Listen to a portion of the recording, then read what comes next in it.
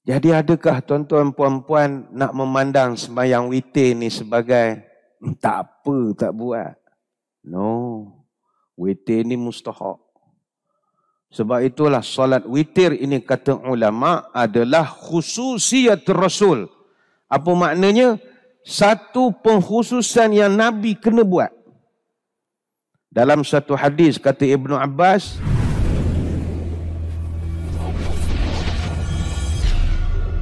moga-moga dengan kita membahaskan tentang solat witir ni, malam kan tidak adalah orang yang habis saja 8 rakaat terus berderu balik ramai-ramai. Mudah-mudahan tidak. Bila dengar ni kan, wah jadi semangat.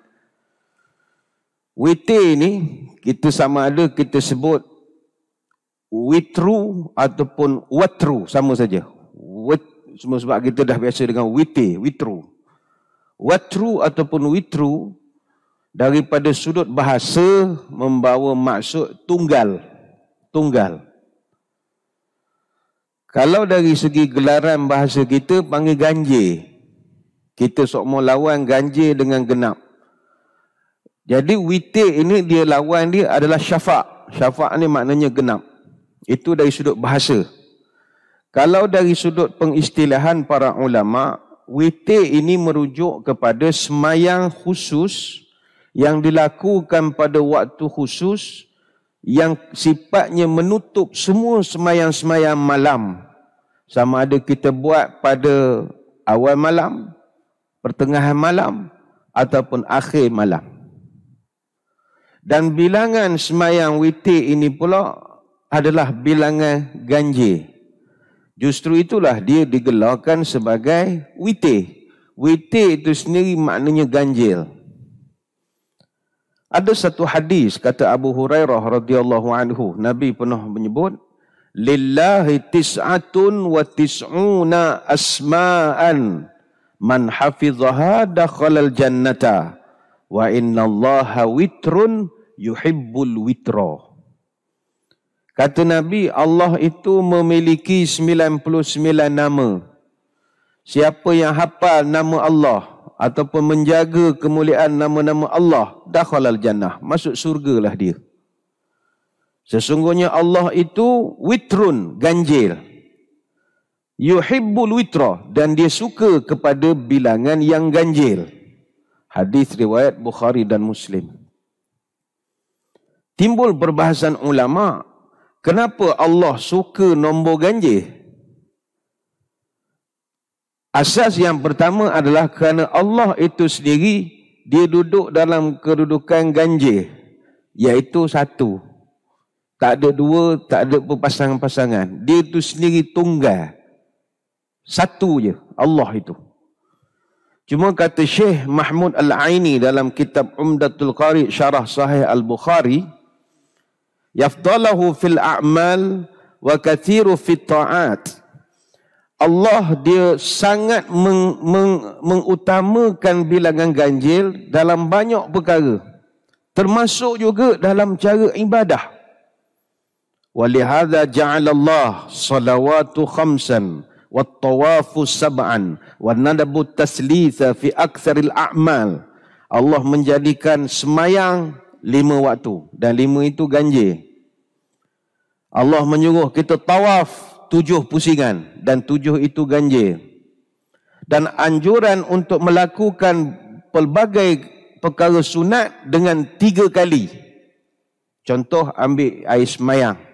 Basuh muka 3 kali. Basuh tangan 3 kali. Dia panggil at-taslith, mentiga-tigakan. Itu dalam banyak amalan. Bahkan kata beliau, wa khalaqas samawati sab'an wal ardina sab'an wa ghairu dzalika. Bahkan kalau kamu perhatikan, Allah juga menciptakan langit ini 7 lapis, bumi pun 7 lapis, dan banyak lagi 7 yang lain.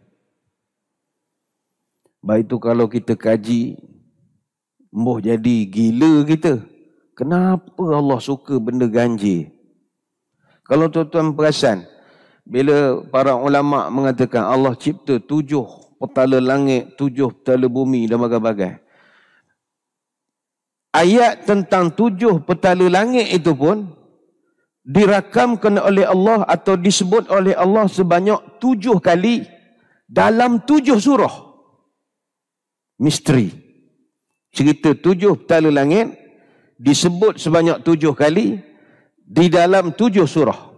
Al-Baqarah ayat 29, Al-Isra ayat 44, Al-Mu'minun ayat 86, Fusilat ayat 12, At-Talaq ayat 12, Al-Muluk ayat 3 dan surah Nuh ayat 15. Kalau nak cari why, itu muh gila kita. Begitu juga kalau kita ambil bab bersuci. Orang yang tak ada air, lepas buang air kecil, air tak ada, dia boleh istinja pakai batu. Berapa jumlah batu? 3. Dan 3 itu ganjil. Kita ambil air semayam, basuh muka, basuh tangan, basuh kaki, bagai-bagai. Berapa kali? 3 juga. Dan itu ganjil. Semayang kita, semayam berapa kali sehari? 5 waktu sehari semalam. Dan 5 itu ganjil. Berapa jumlah rakaat kita sehari semalam? 17 rakaat. Dan 17 itu adalah ganjil. Anggota ketika bersujud, wajib berapa anggota? A'dha'is sujudi sab'ah. 7 anggota wajib ketika sujud. Dari tapak tangan, lutut, ujung jari, kedua tapak kaki. Wajib. Fatihah berapa ayat? 7. Dan 7 itu ganjil. Kita semua sedang berpuasa sekarang. Puasa pada bulan apa? Ramadan. Ramadan ni susunan bulannya bulan keberapa dalam kalender Islam? 9. Dan 9 itu ganjil. Dan kalau di luar bulan Ramadan, kita digalakkan puasa 3 hari setiap bulan. 13, 14, 15. Dan minggu depan bermula pemburuan kita terhadap Lailatul Qadar. Lailatul Qadar duduk je di mana? Pada malam-malam ganjil. Kalau nak fikir, bak kata orang duk tepi pantat, dok dam mikir, dok dam mikir, apa gitu? Puan-puan, ibu-ibu yang baca Quran, tadarus tiap-tiap hari. Al-Quran ada berapa qiraat? 7 qiraat. Qiraat sab'ah. Dihimpun oleh Imam Asy-Syatibi dalam Matan Syatibiyah. Ada bacaan Nafi' bin Na'im Al-Madani. Ini bacaan orang Madinah. Anak murid dan perawinya nama Qalun dan juga Warash. Ada bacaan daripada Ibn Katsir Al-Makki, orang Mekah. Anak murid dan perawinya nama Al-Bazi dan Qunbul. Yang ketiga bacaan Abu Amru Al-A'la Al-Basri, orang Basrah di Iraq. Anak murid dan perawinya bernama Ad-Duri dan juga Susi. Yang keempat bacaan Ibnu Amir Ad-Dimashqi, orang Damsyik, Syria. Anak murid dan perawinya Hisham dan juga Ibn Zakwan. Yang kelima Imam Asim ataupun Abu Bakar Asim Al-Kufi. Anak murid dan perawinya nama Syu'bah dan juga Hafs. Bacaan yang keenam Imam Hamzah bin Habib. Ini cara bacaan orang Kufah. Anak murid dan perawinya Khalaf dan juga Haddad. Yang ketujuh bacaan Imam Al-Kisai. Hamzah Kisai, orang Kufah. Murid dan perawinya nama Abu Al-Haris dan juga Ad-Durri. Tuan-tuan puan-puan, hak tadarus hari-hari, baca ikut bacaan mana? Baca ikut bacaan mana? Hak kita berhari-hari membaca Quran itu. Daripada qiraat yang 7, baca ikut bacaan mana? Tak jelas ya? Tak tahu baca hak mana? Tak apa, duduk masjid ni boleh mengaji. Ada ustaz kita, ustaz di belakang boleh tanya. Ustaz Arif, kita ni baca bacaan mana? Kita baca qiraat Imam Asim ataupun Abu Bakar Asim Al-Kufi. Anak murid dia ada Syu'bah dan juga Hafs. Mana bacaan kita daripada Hafs, An-Asim, Tariq Syatibi. Itu kita punya bacaan. Ada 6 lagi bacaan yang lain. Tapi yang penting 7 itu adalah ganjil. Apa lagi bab Quran yang ada kaitan ganjil? Taranum berapa lagu? Asasnya 7. Kalau bacaan taranum asas yang aliran Masri, orang bacaan Mesir. Di Mesir ni kalau bacaan Quran lagu semua Mesir. Tak ada orang boleh lawan. Sampai ada kata-kata Quran itu diturun di Mekah, ditulis di Turki, dilagukan di Mesir. Kalau bab taranum, Mesir champion. Kalau taranum asas Alil Masri, 7. Bayati, Sabah, Hijaz, Nahwan, Ros, Sikah, Jaharkah. 7. Bab zakat, ni ada kita pusat kutipan zakat yang bawa majlis kita pada pagi ni. Zakat pertanian, nisabnya 5 wasak. 5 itu ganjil. Zakat perak, 5 uqiyah. 5 itu adalah ganjil. Kebanyakannya ganjil. Kalau haji umrah, tak payah ceritalah, ganjil semua. Sa'i berapa kali? 7. 7 itu ganjil. Lontar jamrah, 7. Kutip batu semua nombor ganjil. Hari tasyrik berapa hari? 3 hari. Itu juga adalah ganjil. Bahkan sampai kita mati pun masih lagi ganjil. Iaitu kain kapan berapa lapis? 3 lapis. Artinya kita hidup di dalam angka ganjil tanpa kita sedar. Baik itu kalau nak berfalsafah tentang angka ganjil ni, panjang falsafahnya. Baik itu kalau ini cerita luar pada kitab lah. Kalau tuan-tuan perasan, Allahyarham Tan Sri P. Ramlee pun, dia juga obses dengan nombor ganjil. Sebab itu hasil karyanya semua nombor 3. Dia sangat obses dengan angka 3 yang juga angka ganjil. Buat filem Madu 3, 3 Abdul. Dia cipta lagu pukul 3 pagi dalam cerita Madu 3. Dan watak-wataknya mesti 3 berangkai. Do, re, mi, bujang lapuk. Bahkan labu-labi itu trio ketiganya itu adalah Haji Bakhil itu. Panjanglah kalau nak cerita. Misteri. Jadi adakah tuan-tuan puan-puan nak memandang sembahyang witir ni sebagai tak apa, tak buat? No. Witir ni mustahak. Sebab itulah solat witir ini kata ulama adalah khususiyat Rasul. Apa maknanya? Satu pengkhususan yang Nabi kena buat. Dalam satu hadis kata Ibnu Abbas, "Salasun hunna alayya faraidu." Kata Nabi, ada 3 perkara hukumnya wajib pada aku, wa hunna lakum tatawu'un.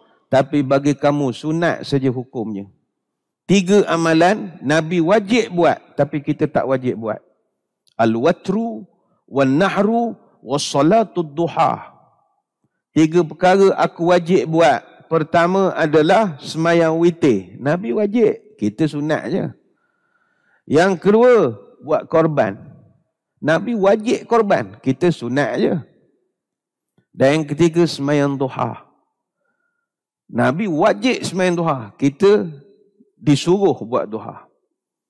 Dia kalau khususiyat Rasul ini, benda-benda yang Allah hanya suruh Nabi saja buat. Dia Nabi, selain daripada khususiyat Rasul, ada orang panggil khasa'is Rasul. Ada orang panggil sunnatul khasah. Ada yang panggil khisalun Nabi dan macam-macam lagi. Baik itu kadang anak suka, ada orang kata, tuan-tuan, kita wajib ikut sunnah Nabi. Amda Nabi buat, kita kena ikut. Tak semua. Tak semua kita disuruh ikut. Tuan-tuan boleh menikah lebih berempat? Tak boleh. Sayang macam mana pun Nabi tak boleh ikut bab itu. Dia ada berapa jumlah khususiat yang Nabi je buat, yang tak ada pada kita? Ini beza pandangan. Kata Imam Abu Sa'id An-Naisaburi dalam kitab Syarah Al-Mustafa, ada 60 sunnah kita tak boleh buat. Banyak. Tapi kata Imam Nawawi dalam kitab Muqaddimah Syarah Sahih Imam Muslim, 1,200 sunnah yang kita tak boleh buat. Bahkan kata Imam Al-Bayhaqi dalam kitab Al-Madkhal, ada 1,000 sunnah yang kita tak boleh buat. Khusus untuk Nabi saja. Ada yang ulama' kata sampai 3,000 sunnah. Dan ada yang pula yang kata 60,000 sunnah pun ada. Termasuklah juga mukjizat tak boleh kita buat. Keluar air pada celah jari tak boleh buat. Belah bulan tak boleh buat. Itu Nabi je boleh buat. Dia masukkan sekali. Kata para ulama', dia ada bahagi beberapa perkara lah khususiat Nabi ni. Ada perkara-perkara yang dikhususkan kepada Nabi dalam perkara kewajipan.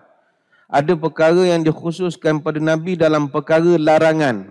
Ada perkara yang dikhususkan pada Nabi dalam perkara yang harus.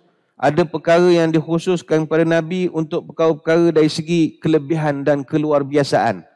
Sebagai contoh, apa perkara yang kepada Nabi satu kewajipan tapi tidak wajib kepada kita? Pertama, sembahyang duha. Kedua, sembahyang witir.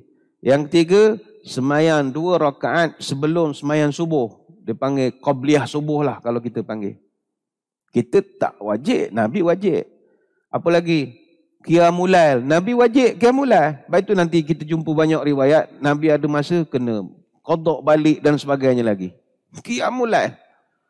Apa lagi Nabi wajib kita dok? Istighfar 70 hingga 100 kali sehari. Nabi wajib. Nabi wajib. Bahagian kedua, ada khusus untuk Nabi dalam bab larangan. Apa contoh?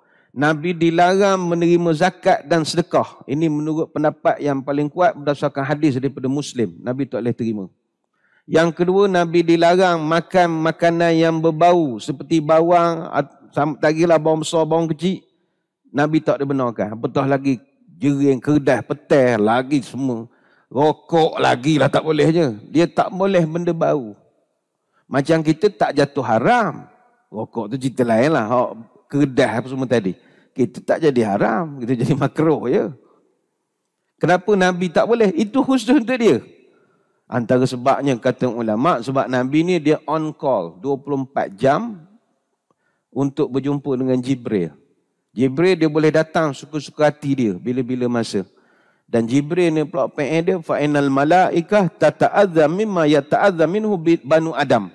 Malaikat dia sensitif dengan bau. Kalau bau tu tak disukai oleh manusia, maka malaikat pun tak suka juga. Mana kalau perempuan tak tahan bau rokok, percayalah malaikat pun tak tahan bau rokok. Dia ikut apa kita tak suka. Kita tak suka berdurian, malaikat tak suka durian. Baik itu masjid tak boleh buat program kendurian. Tak betul. Masjid pula buat tempat kenduri durian. Tak betul. Buat tempat lain, rumah tok 4 ada kah? Kita nak masjid, malaikat ramai. Dia tak tahan dengan bau busuk. Dan ada pula perkara khusus kepada Nabi dalam perkara yang diharuskan. Contoh, kita tak boleh, Nabi boleh. Nabi dibenarkan solat sunat mutlak lepas asar, boleh. Kita tak boleh. Habis main asar balik. Nabi tak, dia boleh semayang lagi. Dan Nabi disebabkan witir itu wajib, Nabi dibenarkan semayang witir atas kenderaan dia. Atas unta, dia boleh semayang. Wa yutiru ala rahilatih. Kata Ibnu Umar, aku pernah tengok Nabi semayang witir atas kenderaan saja. Ini hadis riwayat Bukhari. Kemudian apa lagi? Nabi dibenarkan untuk puasa wisal. Kita tak boleh. Puasa wisal ni puasa tak berbuka-buka. Kata Abu Hurairah, naha Rasulullah anil wisal fi saum. Nabi pernah larang kami untuk wisal dalam puasa. Maknanya katalah 7 suku patutnya buka. Tapi kita ni gamak tahap tasawuf tinggi gagaknya. Tak lapar lagi ustaz, malas aku makan. Dah kau lapar aku apa? Aku 10 kan lapar lah. Saya makan aku 10 lah. Jangan. Kalau peraturannya maghrib buka je lah. Tapi Nabi tak. Dia boleh buka lepas pukul 10, pukul 11. Dia tak buka terus, tak apa. Jadi kata Abu Hurairah, Nabi larang kami puasa wisal. Faqala lahu rajulun minal muslimin. Tiba datang satu orang sahabat, dia protes. Innaka tuwasil ya Rasulullah. Mana Haji? Dia tak bagi orang, dia puasa wisal. Mana boleh? Kami pun nak puasa wisal juga. Nabi marah. Wa ayyukum mithli. Mu dengan aku serupa ke? Kita punya spesifikasi kita tidak sama, kata Nabi. Ini abitu yut'imuni rabbi wa yasqini. Saya ni, walaupun saya tidur, saya masih diberi makan dan minum oleh Allah ketika saya tidur. Nabi kalau dia tidur, air sentiasa ada. Macam kita duduk hospital, masuk air. Drip itu. Air ada semua. Nabi begitu. Kita tak ada. Lapar-lapar sungguh. Ini hadis riwayat Bukhari. Jadi ini yang kita panggil khususiat Rasul. Termasuklah juga semayang witir. Wajib bagi Nabi. Namun begitu, Nabi sampai menyebutkan, wahunna lakum tatawu'un al-watru. Tetapi bagi kamu, sunat kamu buat semayang witir ni. Buatlah, kata Nabi.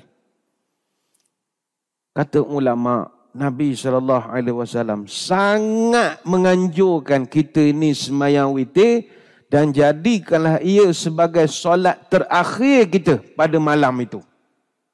Ij'alu akhira salatikum bilaili witron. Jadikanlah sembahyang sunat kamu pada waktu malam yang akhir dengan sembahyang witir. Hadis Bukhari Muslim. Pernah sekali Abu Hurairah dia bercerita kepada para sahabat, "Ausini khalili bi thalathin." Kekasihku Rasulullah sallallahu alaihi wasallam pernah menyampaikan wasiat kepadaku, jangan tinggal wahai Abu Hurairah, mu jangan tinggal 3 perkara ini. Siyami thalathati ayyam min kulli syahrin wa rak'atay duha wa anna utira qabla an anam. Nabi pesan pada aku, mu jangan tinggal 3 perkara ni. Pertama, puasa 3 hari sebulan. Mu jangan tinggal. 13, 14, 15 bulan Islam. Yang kedua, sembahyang duha 2 rakaat. Macam puan-puan, tuan-tuan pagi ni masuk masjid, kalau tak sembahyang duha, rugi sangat. Rugi sangat. Orang lain buta lagi di rumah. Kita segar-bugar, tak sembahyang, rugi. Yang ketiga kata Nabi, wa an utira qabla an anam. Yang ketiga, sembahyang witir sebelum tidur.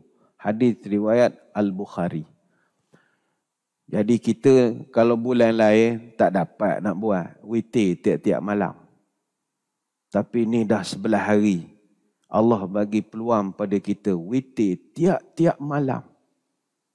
Alangkah ruginya kalau orang tak ambil kesempatan. Baik itu kita merayu dan menyeru pada jemaah, witirlah sekali. Rugi balik. Dia bagi alasan standard lah. Saya witir di rumah Ustaz.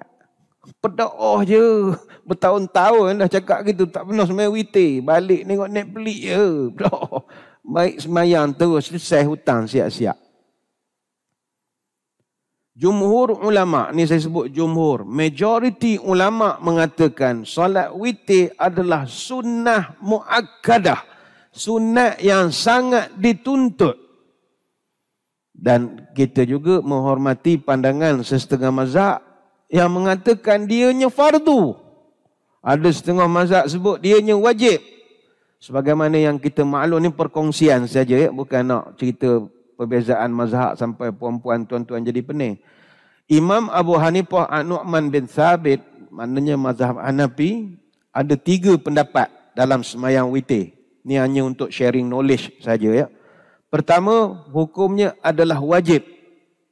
Ini adalah pendapat terakhir Imam Abu Hanifah dan inilah yang paling sahih menurut Imam Badruddin Al-Aini dan juga Khadi Khan. Wajib. Lepas itu kalau orang mazhab Hanafi, wajib sembahyang witir. Tapi ada juga ulama mereka mengatakan hukumnya fardu. Dan ini adalah pandangan daripada Zufar, Ibnul Arabi, serta ada juga 2 ulama dalam mazhab Maliki, iaitu Sahnun dan Al-Asbar. Dia mengatakan fardu. Dia ada perbezaan maksud fardu dengan wajib. Ada perbezaan. Dan kita tak payah pening sebab ini perbezaan mazhab mereka yang sangat berbeza dengan kita. Dan yang ketiga ada juga dalam mazhab Hanafi mengatakan sunat muakkad. Ada. Tetapi bagi kita, semua mazhab-mazhab yang lain mengatakan dia adalah sunat yang sangat dituntut.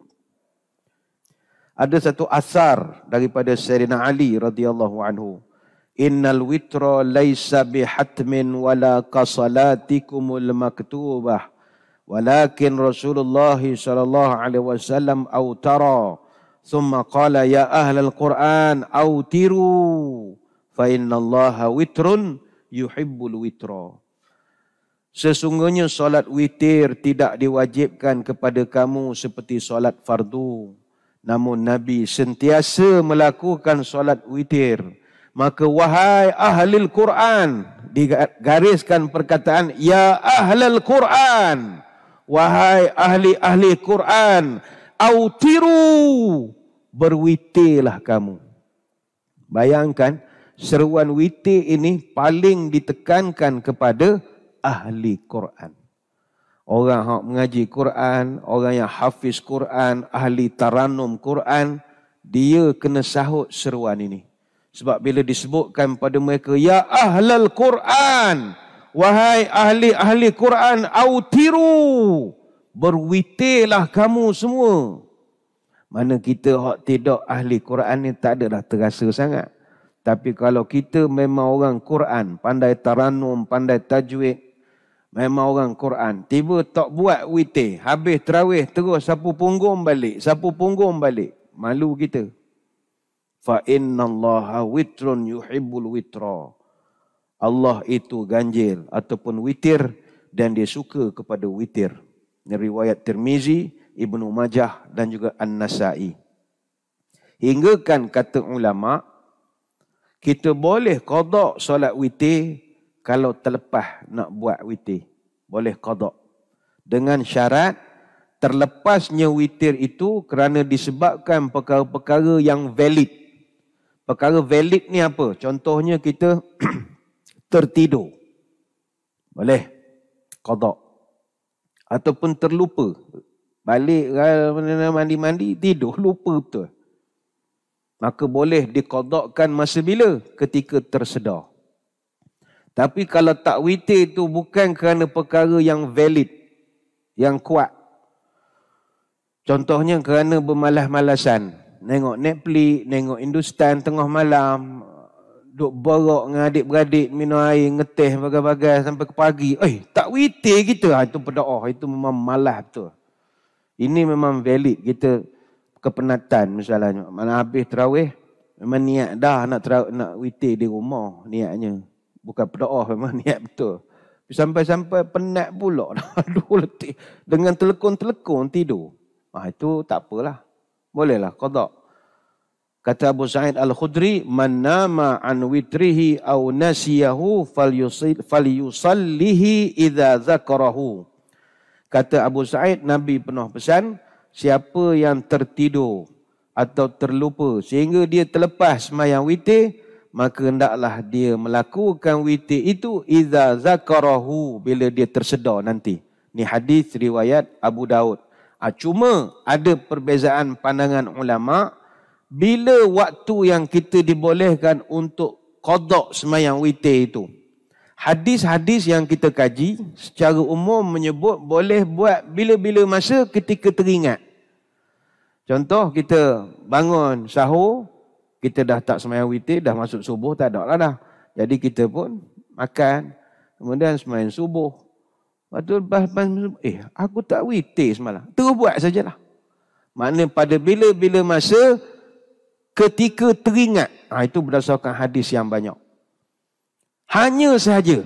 Ini ingat. Kata para ulama, afdal dilakukan antara waktu subuh dan sebelum masuk waktu zuhur. Itu yang afdal. Macam sekarang ni okeylah. Kita boleh lakukan antara subuh tadi sampailah sebelum masuk waktu zuhur. Supaya kata ulama, pahalanya nanti menyamai macam pahala kita kerjakan witir pada waktu malam. Berdasarkan satu riwayat daripada Umar Al-Khattab, man nama an hizbihi aw an syai'in minhu faqara'ahu fima baina salatil fajri wa salati zuhri kutiba lahu ka'annama qara'ahu minal laili. Barang siapa yang tertidur sehingga tidak sempat mengerjakan sembahyang malam atau membaca Quran pada malam hari padahal dia sudah berniat untuk mengerjakannya, kemudian dia mengerjakan pula sembahyang witir itu antara waktu subuh dan zuhur, nescaya akan dicatatkan untuknya seolah-olah dia mengerjakan juga pada malam tadi. Ni riwayat Imam Muslim. Jadi buatlah. Ini mustahaknya witir. Sehingga boleh qada kalau kita ini tak buat kerana faktor yang kuat. Baik itulah. Saya berharap muslimin muslimat buatlah witir. Janganlah pemalas sangat. Habis sembahyang tarawih sapu punggung balik. Jangan. Buatlah witir dulu. Buatlah witir. Tapi barang perlu diingat. Ini juga penting. Sekiranya Rasulullah sallallahu alaihi wasallam dia qadakkan sembahyang malamnya pada siang, Nabi akan genapkan. Dia tak buat ganjil. Maknanya contoh Nabi buat sembahyang malam 11 rakaat misalnya. Tapi bila siang, dia akan buatkan jadi 12 rakaat. Sebab witir ni dia special untuk malam. Jadi dia tak nak siang tu sama macam sembahyang malam. Kata Aisyah, kana Rasulullah sallallahu alaihi wasallam idza amila amalan athbatahu. Nabi kalau dia mengerjakan sembahyang, Nabi suka buat secara berterusan, konsisten. Wa kana idza nama min al-lail aw marida shalla min nahari sintai asyrata raka'atan. Tapi ada masa ketika Nabi tertidur, penat sangat. Ataupun ada masa Nabi tak sihat, badan tak fit, sakit urat ke apa ke tak larat nak sembahyang. Maka Nabi akan kerjakan sembahyang tu pada siang esok. Tetapi sebanyak sintai asyrata raka'atan. Sebanyak 12 rakaat. Hadis riwayat Imam Muslim. Maknanya, kalau biasa kita buat witir sebanyak 1 rakaat. Ini yang paling malas sekali lah. 1 rakaat saja witir malam. Tapi sebab tertidur malam tadi, nak buat siang sekarang, boleh buatkan 2 rakaat. 1 jadikan 2. Ataupun amalan kita biasa buat witir tu 3 rakaat. Macam kita buat 3 lah biasanya. 3 rakaat. Terlupa nak buat malam tadi. Nak buat sekarang kejap lagi pukul 11 sebagai contoh. Boleh. Tapi jadikan 4 rakaat. Genapkan dia. Ini kaedah orang qadha sembahyang witir. Ini kalau perlu qadha. Kalau tak perlu sembahyang je lah sekali dengan Tok Imam.